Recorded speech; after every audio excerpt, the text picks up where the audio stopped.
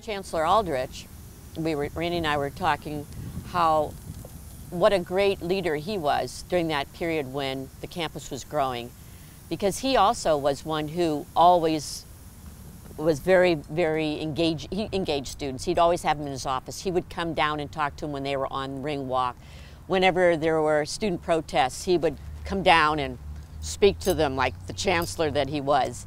In fact, my first office was in the administration building, and that whole lobby, oftentimes there'd be sit-ins, or, there were many issues that the students at the time took on that were serious. And we had also the Aldrich Park was also another location for these kinds of things. So like having ethnic studies, that was a student-initiated program that we had none, and they took it on themselves to really promote it.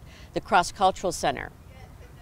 This is under Randy's area when it eventually became, maybe you should share the story about how it started and the coalition building. Once again, one of the unique components is to how we address the need. I don't mean myself necessarily, but the community addressed the need for a multicultural center at UCI. Heretofore, the model at other institutions was that students were pushing for their respective centers, a place that would be a safe haven for that group of students on the campus. And their numbers were indeed quite small. But the model nationally was that you would create an African American or Black center, a Chicano Latino center, an Asian American Asian center, a Native American center. At UCI, we were addressed it totally differently. Students realized that there's strength in numbers. And so the whole concept was, my need is your need, how can we work collaboratively?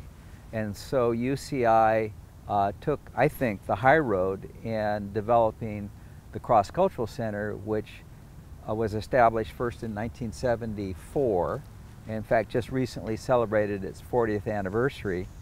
And it has always been a center for all of the major ethnic groups on the campus.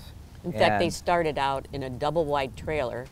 That's right. That no longer exists, right, where the Humanities Building is. Right. And they really wanted more space.